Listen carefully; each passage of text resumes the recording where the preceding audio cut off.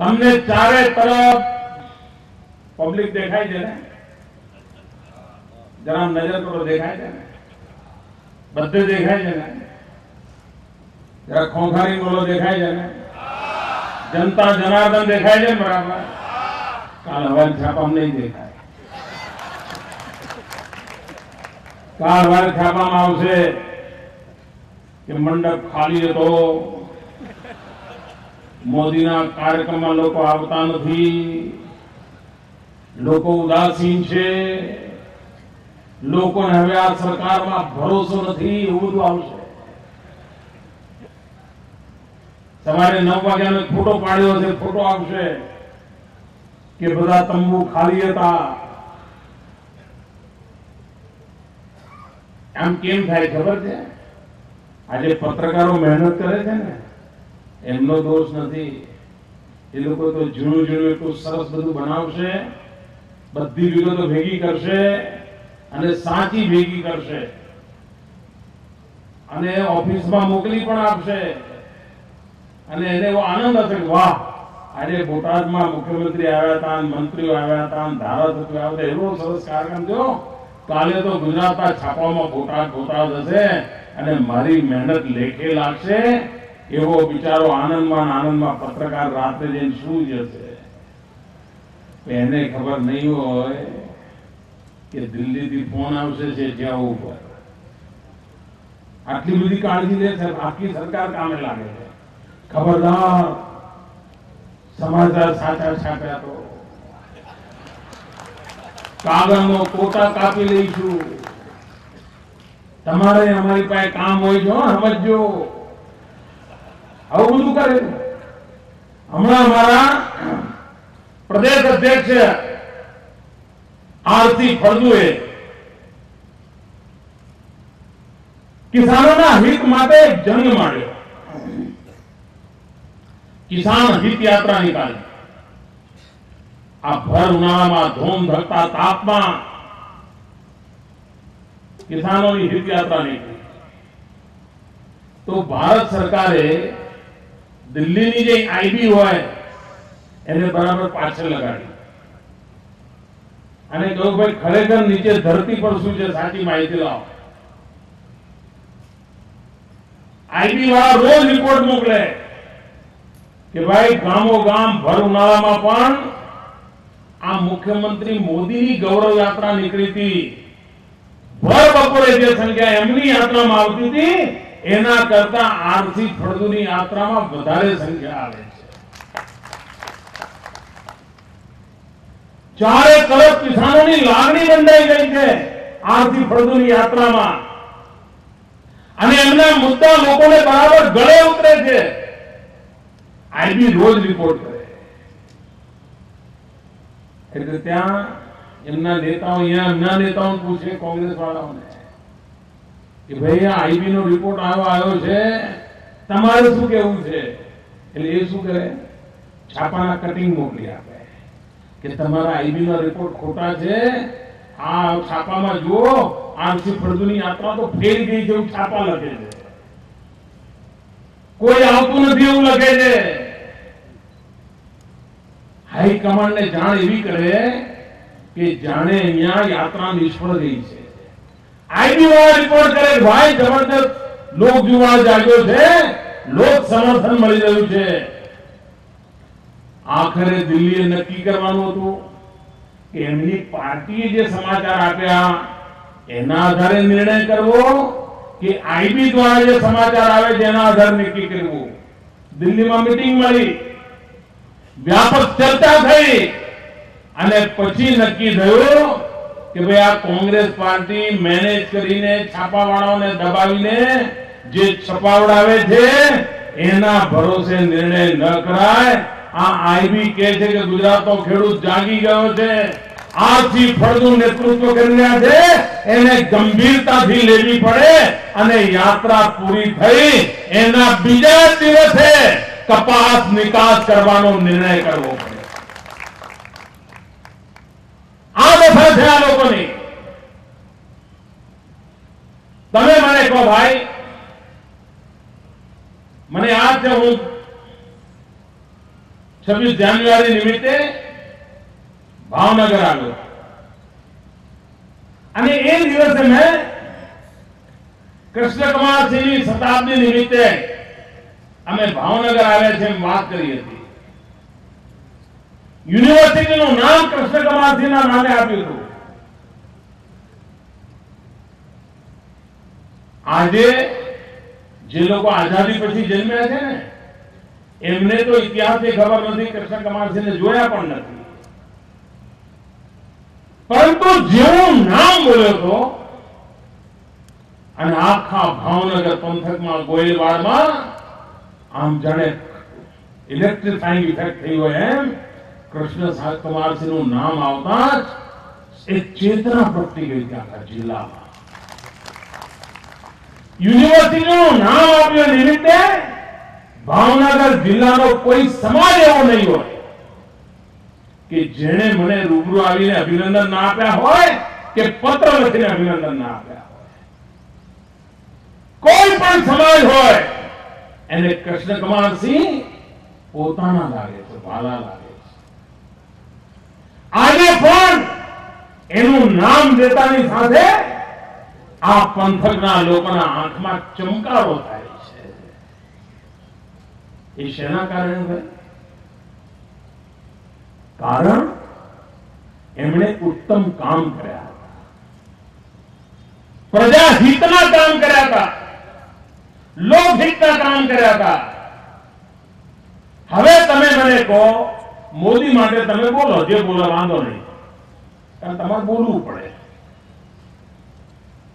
મોદી કશું કરતા નથી, મોદી નકામા કામ કરે છે, મોદી તો બધું ગપ્પા મારે છે, બધું ચાલે. પણ તમે આટલો બધો વિવેક ગુમાવી દો? કોઈ મને કહો ભાઈ, શું કૃષ્ણકુમારસિંહ જેવા મહારાજા એક ખાબોચિયા ખોદતા તો ભાઈ? જરા કહો તો મને. ખાબોચિયા ખોદતા હતા? એ એમની પાછળ ખાબોચિયા મૂકી ગયા છે? જરા ખોખાઈ જવાબ આપો કે લોક ઉપયોગી તળાવ ખોદતા હતા? લોક ઉપયોગી તળાવ ખોદતા હતા? જનતા જનાર્દનને લાંબા ગાળે સુખાકારી મળે એવા તળાવ ખોદતા હતા? ખાબોચિયા નહોતા ખોદતા ને? કોંગ્રેસના એક નેતા એમ કે છે કે મોદી બોટાદમાં ખાબોચિયું ભરવા આવ્યા છે. આ કૃષ્ણકુમારસિંહનું અપમાન છે કે નહીં? આ અપમાન કરનારાનો બદલો લેવો જોઈએ કે નહીં? ના, જેના કારણે બોટાદની જિંદગી ચાલી છે, દીર્ઘદ્રષ્ટા કૃષ્ણકુમારસિંહજીએ આ તળાવ બનાવ્યું, એના કારણે દાયકાઓ સુધી આ બોટાદના જીવનને પાણી મળ્યું છે, બોટાદને પ્રાણ શક્તિ મળી છે. તમારા રાજકીય સ્વાર્થ ખાતર તમે કૃષ્ણકુમારસિંહનું અપમાન કરો. એ જે કામ કરી ગયા હતા એટલું મોટું, એને તમે ખાબોચિયું કહો. તમારી ટીકા કરવા માટે મને શબ્દો જડતા નથી. આવા લોકો તમે, અરે ભાઈ, મોદીને તમારે જેટલી દેવી તો દો ને, છાપાવાળા છાપશે, ટીવી વાળા બતાવશે અને તમે છાતી ફૂલાઈ ફરો, કોઈ વાંધો નથી. પણ ગુજરાત જેવી શતાબ્દી ઉજવી રહી છે એને ગાળો દેવાનો તમને આ અવસર મળ્યો? કમનસીબી છે. કૃષ્ણકુમારસિંહ ખાબોચિયા બનાવતા હતા અને હવે આ મોદી એ ખાબોચિયા ભરવા નીકળ્યા છે. તમે આ ભાવનગરના છોકરાને પૂછો ને કે ભાઈ આ કૃષ્ણ સાગર ઉપર નિબંધ લખ, તો હું લખે? 10મા વર્ષની ઉંમરના છોકરાને તમે કહો નિબંધ લખ, તો હું લખે? એમ જ લખે ભાઈ કૃષ્ણ સાગરની અંદર લોકો માટી ખોદવા આવે છે, લોકો માટી ભરી જાય છે, આજુબાજુના લોકો કચરો નાખવા આવે છે. કારણ પાણી જ નહોતું. જે 10 વર્ષનું બાળક થયું છે એને કૃષ્ણ સાગરમાં પાણી જ જોવા મળ્યું નથી. તળાવ સુકાઈ ગયું. પાણીના જે આવવા હતા એ આવડાની અંદર રહેણાંક વિસ્તારો બની ગયા, એના કારણે પાણીના આવવાના રસ્તા બદલાઈ ગયા અને પરિણામે વરસાદ પડ્યો હોય તેમ છતાંય 12 મહિના પાણી રહે એટલું કૃષ્ણ સાગરમાં પાણી ન ભરાય. જે કૃષ્ણ સાગરના પાણીને કારણે બોટાદનું જીવન પ્રાણવાન બન્યું હતું એ પાણી વગરનું બન્યું. ભાઈઓ બહેનો, સરકારે કરોડો રૂપિયા ખર્ચીને આ કૃષ્ણ સાગર ભરવાનો નિર્ણય કર્યો છે. પાઇપલાઇન થી નર્મદાનું પાણી લાવીને આ કૃષ્ણ સાગર ભરવાના છીએ અને એના કારણે આખા બોટાદ પથ્થરના જે પાણીના તળ છે ને એ ઊંચા આવવાના છે. તમારી ડંકીમાં, તમારા ટ્યુબવેલમાં પાણી આજે નહીં આવતું હોય, આ તળાવ ભરાશે એટલે ત્યાં ફુવારા મારશે, એની મેળે ફુવારા મારશે એવું પાણી આવવાનું. પાણીનો કષ્ટ કાયમી દૂર થાય અને માળેમાન કૃષ્ણકુમારજીના શતાબ્દી વર્ષમાં આ અમારી ઉત્તમ અંજલિ એમને આપી રહ્યા છે કૃષ્ણ સાગર ભરીને. કોંગ્રેસના લોકોને આંખમાં ખાબોચિયા હોવાના કારણે એમને ચારે તરફ ખાબોચિયા દેખાય છે. અમને તો આ મહાપુરુષો ઉત્તમ કામ કરી રહ્યા છે, એને પ્રાણવાન બનાવવું એ અમને અમારું કર્તવ્ય લાગે છે, અમને અમારું ગૌરવ લાગે છે. ભાઈઓ બહેનો, અહીંયા ખાતમુહૂર્ત પણ છે, સાથે સાથે લોકાર્પણનો પણ કાર્યક્રમ છે. નર્મદાની ડેમ પરનું જે ફ્લડ વોટર છે એને આપણે 3 ભાગમાં વહેંચ્યું છે. એક ભાગ સૌરાષ્ટ્રને, એક ભાગ કચ્છને અને એક ભાગ ઉત્તર ગુજરાતને. એ પૂરનું પાણી સરદાર સરોવર ડેમ પર ચોમાસામાં પૂર આવે જે વધારાનું પાણી મળે એને આપણે પાઇપલાઇન થી આખા સૌરાષ્ટ્રમાં પહોંચાડી રહ્યા છે અને એનો એક ભાગ એટલે આ બોટાદને આવી રહ્યું છે. આખો ડેમ બનાવવા માટે જેટલો ખર્ચો થયો અને જે ખર્ચો કુલ 40-45 વર્ષમાં થયો, આ જરા શબ્દો નોંધી રાખજો ભાઈઓ, 40-45 વર્ષમાં સરદાર સરોવર ડેમ બાંધવા માટે જેટલો ખર્ચો થયો એના કરતા ડબલ 58,000 કરોડ રૂપિયા ખર્ચીને પાઇપલાઇન થી આ પાણી સૌરાષ્ટ્રમાં વિતરિત કરી રહ્યા છીએ. એનું કામ ચાલી રહ્યું છે અને બધા ડેમોને ભરવાના છે. 77 ડેમ એટલા સૌરાષ્ટ્રના આ પાણીથી ભરાવાના છે અને ડેમ ભરાય ને ત્યારે ત્યાં કઈ છબિયા કરવા જવાનું નથી હોતું ભાઈ. ડેમ ભરાય એટલે ખેતરો લીલાછમ થાય, જિંદગીમાં લીલી વાડી આવે, એનું કામ અમે કરી રહ્યા છીએ. ભાઈઓ બહેનો, જીવન કેવી રીતે બદલાય ફાર્મર ફિગર કરીને સમાજ જીવનમાં પરિવર્તનો નથી આવતા. એવી યોજનાઓ, એવી વ્યાપક યોજનાઓ જેના કારણે સમાજ જીવનમાં કાયમી વ્યવસ્થાઓ વિકસે એ દિશામાં અમે આવ્યા છીએ. આજે જયારે હું બોટાદમાં આવ્યો છું ત્યારે આ એવી સરકાર છે જે નિરંતર વિકાસ કરનારી સરકાર છે, અવિરત વિકાસ કરનારી સરકાર છે, સતત વિકાસ કરનારી સરકાર છે.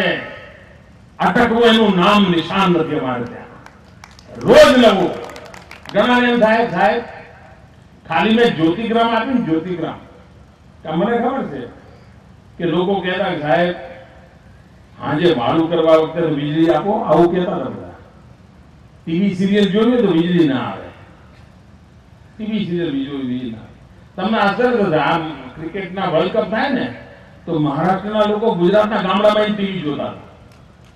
કોંગ્રેસની સરકાર છે મહારાષ્ટ્રમાં, છેક નાસિકથી લોકો સાપુતારા આવે. બોલો કેમ?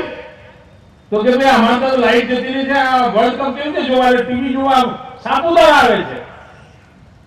એમના મહારાષ્ટ્ર કોંગ્રેસનું રાજ ચાલે છે વર્ષોથી, ત્યાં વીજળીના ફાંફા પડે છે. સરકારે જ્યોતિગ્રામ યોજના કરી હોય ને તો લોકોને 4-4 ચૂંટણીઓમાં વિજયી બનાવે, 4-4 ચૂંટણીઓમાં જીતાડે અને પેલા લોકો દર વખતે વટાવ્યા કરે, જો અમે જ્યોતિગ્રામ આપ્યું, જો અમે જ્યોતિગ્રામ આપ્યું. આ સરકાર એવી છે કે આજે હું આવ્યો છું આપવા, નવું શું આપીશ એ પણ લઈને આવ્યો છું.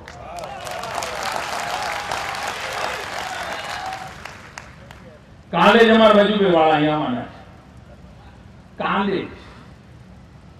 અને નવી સરસ મજાનું આઈટીઆઈ નું કામ અમે આ બોટાદને અર્પણ કરી રહ્યા. હવે તમને લાગશે આઈટીઆઈ બહુ ઓછા લોકોને ખબર હશે. હિન્દુસ્તાન આખામાં આઈટીઆઈ ના કામને પ્રાધાન્ય આપ્યું હોય તો અમારી સરકારે આપ્યું છે. હમણાં આઈટીઆઈ ના લોકોને 65,000 જવાનિયાઓને રોજગાર આવ્યો, 65,000 જવાનિયાઓને. અને જે રીતે ગુજરાત વિકાસ પામી રહ્યું છે એમાં સ્કિલ ડેવલપમેન્ટના કારણે જિંદગી બદલાવાની છે. આ સ્કિલ ડેવલપમેન્ટના મહાત્માને વધારવા માટે અમે આ કામ ઉપાડ્યા છે અને એ કામ નિમિત્તે આવતીકાલે અમારા વજુભાઈ વાળા અહીં આવીને આપના ચરણોમાં આઈટીઆઈ ધરવાના છે. ભાઈઓ બહેનો, એ જ રીતે બોટાદની સ્પેશિયલ પાણીની યોજના, જેમાં 10 નવી ટાંકી, 10 નવા સામ અને સ્પેશિયલી કોટેડ પાઇપ જેને કાચ ન લાગે, એટલે તમારે ચિંતા જ નહીં થાય. જેમ મોટર કારને કેવું કોટિંગ હોય છે,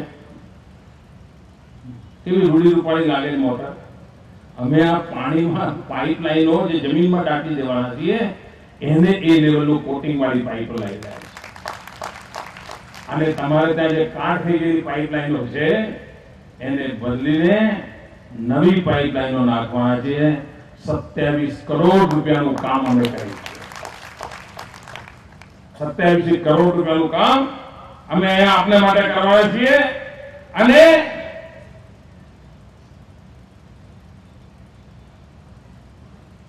આ પાણીનું જે કામ અમે કરી રહ્યા છીએ, જેનું આજે અમે હાથ મુહૂર્ત કરી રહ્યા છીએ, એકલા આ બોટાદ પંથકમાં ખેડૂતોની આવકમાં 200 કરોડ રૂપિયાનો વધારો થશે.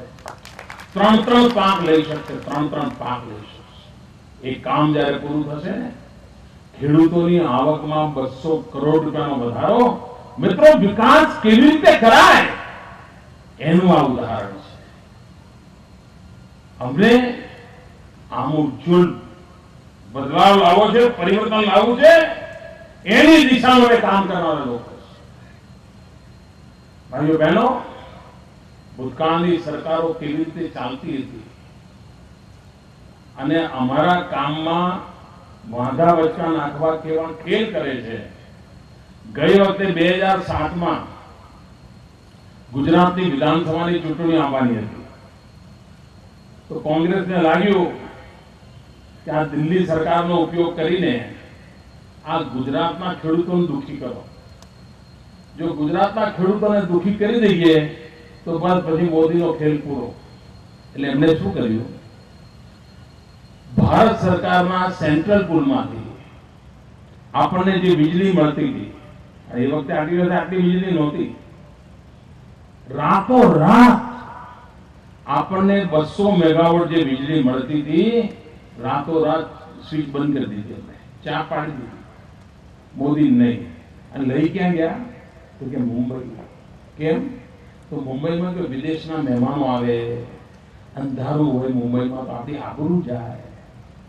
અમને સલાહ આપે છે ને, વિદેશી મહેમાનો આવે, ગોળિયાન કાળિયા આવે, એમને સારું લાગે અને અમારા ખેડૂતના ચહેરો ઉતરી જાય, એવું પાપ આ લોકોએ 2007માં કર્યું. આપણી વીજળી ઉપાડી ગયા, ધરાર ઉપાડી ગયા. અનેક રજૂઆતો કરી, આજ સુધી નથી માન્યું. હવે આપણને લાગ્યું કે આ દિલ્હી જો વાંકો જ પડ્યું છે, શું કરવાનું? આપણે રાહ જોવાની, દર વખતે આમ કાગળ લઈને ફર્યા કરવાનું. અમે નક્કી કર્યું, હશે તારી પરવા ને અમે ઉભું કરીશું. અને ચારે તરફ વીજળીના કારખાના નખાવાનું ચાલુ કર્યું. સોલાર એનર્જી સુધી પહોંચી ગયા, વિન્ડ એનર્જી સુધી પહોંચી ગયા. અને આજે દિલ્હીને બતાવી દીધું તમને વીજળી ના આવે તમને કહેજો. સાહેબ, પ્રધાનમંત્રીના ઘરમાં જનરેટર ચાલે છે. આ મારા શબ્દો લખી રાખો સાહેબ. આ દેશના પ્રધાનમંત્રીના ઘરમાં જનરેટરથી વીજળી લેવી પડે એવા દિવસો આવતા હોય છે. આ ગુજરાતના ગામડામાં હીરાની ઘંટીઓ ચાલતી થઈ ગઈ, જનરેટરની જરૂર ન પડે એ કામ અમે કરી શકાય.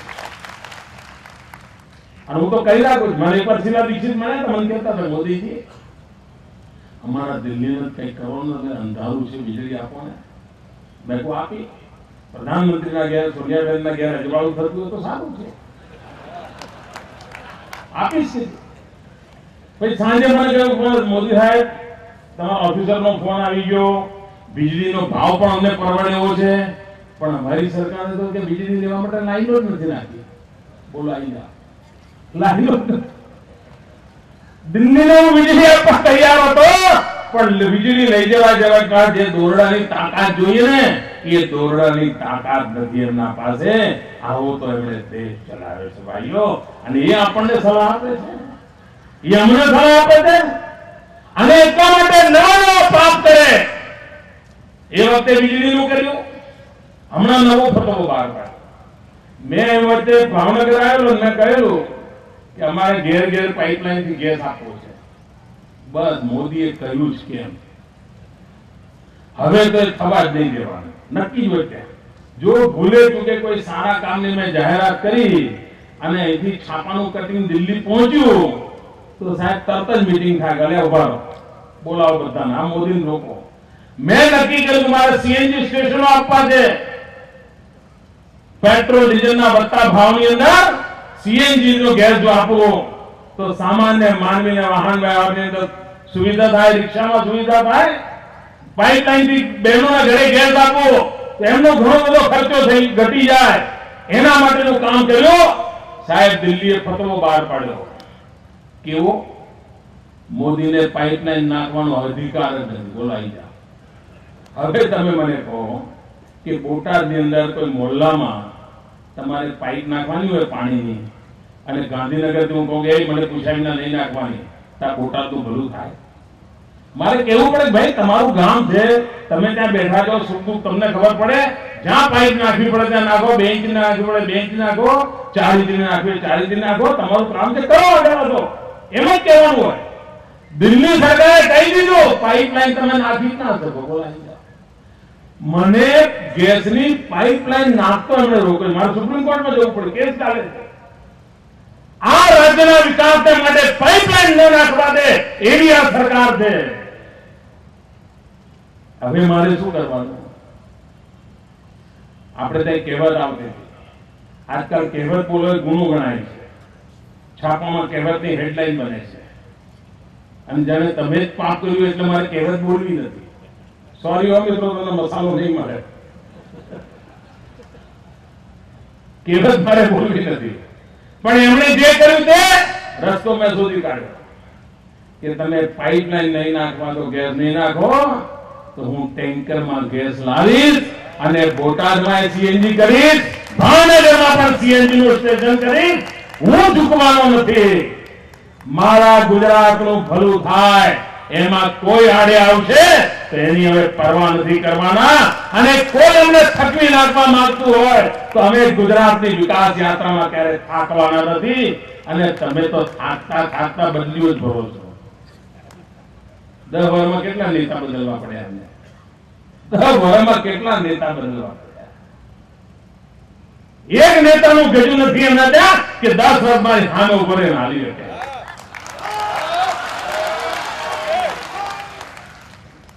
કારણ અમે એક મંત્ર લઈને ચાલીએ અને અમારો વિકાસ કરવો છે. અમારે સામાન્ય માનવીની જિંદગી બદલવી છે. આ વિચાર કરવા ખેડૂતોના નામે વાર્તાઓ કરનારા લોકો, એમના જમાનામાં ખેડૂતોને વીજળી માટે સબસિડી કેટલી મળતી હતી? માત્ર 500 કરોડ રૂપિયા. ભાઈઓ બહેનો, આજે આ ગુજરાત સરકારની તિજોરીમાંથી દર વર્ષે 3000 કરોડ રૂપિયા સબસિડી માત્ર ખેડૂતોને અમે આપીએ છીએ. એનું વીજળી બિલનું ભરતા 3000 કરોડ રૂપિયા સરકારની તિજોરીમાંથી ભરીએ છીએ. અને છતાં ખેડૂતોને ઉશ્કેરવાનું કામ, ખેડૂતોને ગુમરાહ કરવાનું કામ, અને દિલ્હીથી દબાવીને છાપાવાળાને દબાવવાના, ટીવી વાળાને દબાવવાના, એ જ કામ. પણ આ જનતા જનાર્દન હવે સમજે છે. હવે તેને SMS વાંચતો આવડે છે, ફેસબુક એ જુએ છે, ટ્વિટર એ જુએ છે, એને બરાબર ખબર પડે છે સાચું હું ખોટું છું. એટલે હવે એમની તીતોડી બહુ ચાલતી નથી. અને કેવા આંકડાના છે ભાઈ. પાણી વગર પેલી માછલી તરફડે ને, એમાં સત્તા વગર આખી કોંગ્રેસ તરફડે છે. હવે મને કહો સાહેબ, આ દિલ્હીમાં આવો કારોબાર ચલાવતા હોય, આ દિલ્હીમાં જે ચાલે છે એવું ગાંધીનગરમાં આવવા જેવું ભાઈ? 1,76,000 કરોડ નું કરી નાખ્યું. 1,74,000. આપણે આ બધું કરવા દેવું છે? આ પંજો પડવા દેવાય તિજોરી પર ભાઈ? ના, આ તિજોરી પર પંજો પડવા દેવાય? સાચવજો બધું. આ નોટ ચલાવવા લોકો નીકળ્યા છે, એમને સત્તા એટલા માટે જોઈતી હોય છે ભાઈઓ, અને એટલા માટે સત્યને નકારીને જૂઠાણાનો એક ધારો મારો ચલાવીને લોકોને મૂર્ખ બનાવવાની પેરવી ચાલી રહી છે. ભાઈઓ બહેનો, વિકાસને ગુજરાતની નવી ઊંચાઈઓ પર લઈ જાય છે. મોંઘવારી હટાવવાનું એમણે કહ્યું હતું, નહોતું કહ્યું? કોંગ્રેસે લોકસભાની ચૂંટણીમાં એમ કહ્યું હતું કે દિલ્હીમાં અમારી સરકાર બનશે તો મોંઘવારી હટાવીશું. આવું કહ્યું હતું? બેનો ખોંખારીને બોલો. મોંઘવારી હટાવવાનું કહ્યું હતું ને? મોંઘવારી હટી? મોંઘવારી વધતી જ જાય છે ને. આ એમના પાકે છે. આટલું તો વચન પાળી બતાવો લે. આ નવા વચન આપવાનું બંધ કરો. આ એક વચન તો પાળી બતાવો ભાઈ. ન પાળી બતાવે. અરે એટલું જ નહીં, નીતિઓ એવી કરે કે આપણને ઓર માર પડે. આ કપાસના કારણે શું કર્યું અમને?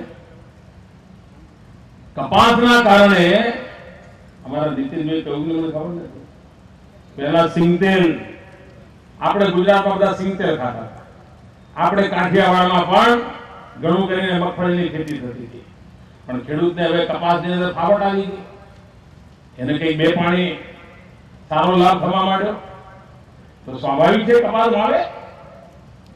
એટલે ગુજરાતમાં મગફળીકરણ ઘટતી ગઈ અને ગુજરાતના લોકો બહુ એડજસ્ટેબલ છે. આપણા નાગરિકો જેવા ક્યાંય નાગરિકો ના મળે, ગુજરાતીઓ જેવા ઉત્તમ નાગરિકો ક્યાંય ના મળે સાહેબ.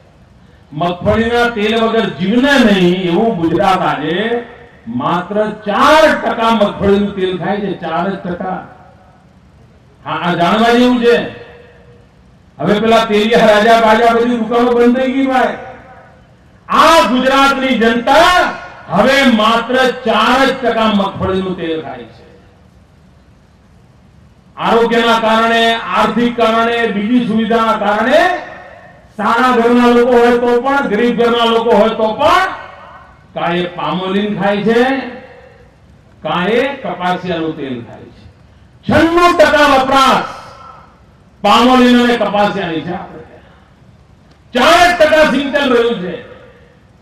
એમણે કપાસિયા પરનો પ્રતિબંધ રોક્યો ને, રૂ વિદેશ જતું અટકાવ્યું. એના કારણે જે મોટામાં મોટું નુકસાન થયું છે એ ગરીબના ઘરમાં તેલ આવતું બંધ કર્યું છે. કારણ ખેતરમાંથી રૂ જીલમાં આવે, પ્રેસિંગ થાય, કપાસિયા જુદા પડે અને કપાસિયા કપાસની ઓઇલ મિલોમાં પિલાણ માટે જતા હતા અને એમાંથી તેલ બજારમાં આવતું હતું અને એના કારણે તેલના ભાવ ટકી રહેતા હતા. આજે કપાસ રૂ વેચાય નહીં તો જીનમાં રૂ આવે નહીં, આવે નહીં તો પ્રેસિંગ ના થાય, જીનિંગ ના થાય અને એના કારણે કપાસિયા છૂટા ના પડે. કપાસિયા ના પડે એટલે મિલની અંદર પિલાણ ના થાય, પિલાણ ના થાય એટલે તેલ ન મળે. પહેલા જેટલું થતું તેના કરતા આ નિકાસ પર પ્રતિબંધ મૂકવાના કારણે 50% પિલાણ બંધ થઈ ગયું. બોલો, આ દિલ્હીની સરકારને સમજણ નથી પડતી કે એમના એક ભૂલ ભરેલા નિર્ણયને કારણે સામાન્ય માનવીને કેટલી તકલીફ પડતી હોય છે એનો એમને અંદાજ નથી. કપાસિયા તેલનો ભાવ વધવાની પાછળ સીધી દિલ્હીની ડોક્ટર મનમોહન સિંહની કોંગ્રેસની સરકાર અને એની ખોટી નીતિઓ જવાબદાર છે. અને આ વાત હું જવાબદારીપૂર્વક કહું છું. તમે વિચાર કરો, ગેસની પાઇપલાઇન નાખવા ના દે. એક નવું તોફાન કર્યું એમણે. એક દિવસ રાતો રાત ગરીબના ઘરમાં કેરોસીન હોય, પ્રાઇમરથી બિચારા રાંધતા હોય, માછીમારોને કેરોસીનની ખૂબ જરૂર પડતી હોય, રાતો રાત 30% કેરોસીનનો કોટા કાપી નાખ્યો. બોલો, તમે મને કહો કે તમારા ઘેર દૂધ આપવા વાળો આવતો હોય અને અચાનક આની કે બેન હવે શ્રાદ્ધના દિવસો ભલે હોય પણ દૂધ તમે લીટર લેતા હતા પણ હવે તો 200 ગ્રામ જ મળશે, એ બેનની બિચારાની શું હાલત થાય? લીટર દૂધ લેતા હોય, 200 ગ્રામ દૂધ મળે તો છોકરાને પાય, મહેમાનને હાચવે, શું કરે? તકલીફ પડે કે ના પડે? અચાનક આપણા ગુજરાતની અંદર 30% કેરોસીનનો કોટા કાઢી નાખ્યો. આખા ગુજરાતને એક એવો ધરસો આપ્યો અને લાખ રજૂઆતો કર્યા પછી પણ હજુ સુધરવા તૈયાર નથી. કેમ? ગુજરાતને હેરાન કરો, ગરીબોને હેરાન કરો, ખેડૂતોને હેરાન કરો, તકલીફ આપો. આજ એમણે કારસો રચાયો છે. પણ દિલ્હીની સલ્તનત કાન ખોલીને સાંભળી લે, તમારે ચૂંટણીઓ જીતવા માટે મોદી ઉપર જે જુલ્મ કરવો એ કરો, હું કોઈ દિવસ ફરિયાદ નહીં કરું. પણ મહેરબાની કરીને મારા ખેડૂતોને રંજાડવાનું બંધ કરો. મહેરબાની કરીને મારા ગરીબોનું કેરોસીન લૂંટીને એમને ભૂખ્યા રાખવાના પાપ બંધ કરો. તમે કોલેજો બંધ કરાવીને, મેડિકલ કોલેજોના એડમિશનો બંધ કરાવીને ભાવનગરના છોકરાઓને રજળતા કરી મૂક્યા. ભાવનગર મેડિકલ કોલેજના છોકરાઓને રજળતા કરવાનું પાપ કર્યો. મહેરબાની કરીને ચૂંટણીઓ જીતવા માટે તમારી સત્તાનો, સરકારનો દુરુપયોગ કરીને મારા ગુજરાતના જુવાનિયાઓને તબાહ કરવાનું બંધ કરો. ક્યાં સુધી ગુજરાત સહન કરશે? મને કહો, જે કહેવું મને કહો. રોજ પોસ્ટર લગાવ જાઓ, રોજ છાપામાં તમે અત્યારે એક શબ્દની જાહેરાત આપો છો ને, ડબલ આપો જાઓ. જે મારા વિરુદ્ધ ચિત્રામણ કરવું એ કરો, પણ આ ગુજરાતની પ્રજાને સમજાવો છો માત્ર રાજકીય ખાવા ખાતર. અને દિલ્હી સપના સમજીને આ ગુજરાત છે. નહેરુની સામે ઝૂક્યું નથી તો સોનિયાજીનો શું ક્લાસ છે? અરે અંગ્રેજીનો સિતારો ચમકતો હતો ત્યારે પણ ગુજરાતે ઝૂકવાની ના પાડી હતી. આ સરદાર પટેલના વારસદારો છે. આ સરદાર પટેલના વારસદારો છે. અમને ઝૂકવાનું મંજૂર નથી. અમે સત્યના માટે કામ કરીએ છીએ, અમે વિકાસના માટે કામ કરીએ છીએ, અમે પ્રજાના હિત માટે કામ કરીએ છીએ. અમારે વિકાસ સિવાય અમારો કોઈ મંત્ર નથી. અને વિકાસની આડે આવનારા લોકોને ગુજરાત ક્યારેય સહન નહીં કરે. ભાઈઓ, ગુજરાત એમના બધા સપનાની આડે આવીને ઉભું રહેશે એવો મને વિશ્વાસ છે. ભાઈઓ બહેનો, સૌરભભાઈ આ વિસ્તારના વિકાસના માટે અથાગ પરિશ્રમ કરી રહ્યા છે. આ જિલ્લાના અમારા નાના મોટા સૌ નેતાઓ દિવસ રાત ભાવનગર જિલ્લાની જાહો જલાલી પાછી આવે એના માટે મહેનત આપી છે. અને ભાઈઓ બહેનો, ભાવનગર જિલ્લો લખી રાખે, આવનારા દિવસોમાં જેની જાહો જલાલી 16 કળાએ ખેડવાની છે એવા જે કેટલાક જિલ્લા છે એમાં એક ભાવનગર જિલ્લો. આ ધોલેરાનો વિકાસ થશે, ધોલેરા સ્પેશિયલ ઇન્વેસ્ટમેન્ટ રિજનનો વિકાસ થશે એટલે એનો આખો પડછાયો સાહેબ ચારે તરફ અહીંયા ધમધમાટ શરૂ થવાનો છે. ચારે તરફ જય જયકાર થવાનો છે. અને અમારું સદભાગ્ય છે કે ગુજરાતની જાહો જલાલીનો મજબૂત પાયો નાખવાનો અમને અવસર મળ્યો છે. ઘણી વાર તમે જૂનું ઘર લો ને, 2 રૂમનું ઘર હોય, 2 રૂમનું ઘર હોય જૂનું, અને ઘણા દિવસ સુધી જૂનું પુરાણું થઈ ગયું, તમે રહેવા જાઓ ને તો 2-4 વર્ષ સુધી તો તમારી કમાણી એને હરખું કરવામાં જાય. એક દિવાલ રિપેર કરો તો બીજી દિવાલ પડી જતી હોય, એક બારી હરખી કરો તો બીજી બારી બગડી જતી હોય, એક નકુચો હરખો કરો તો બીજો બગડતો રૂપિયામાં જ જાય.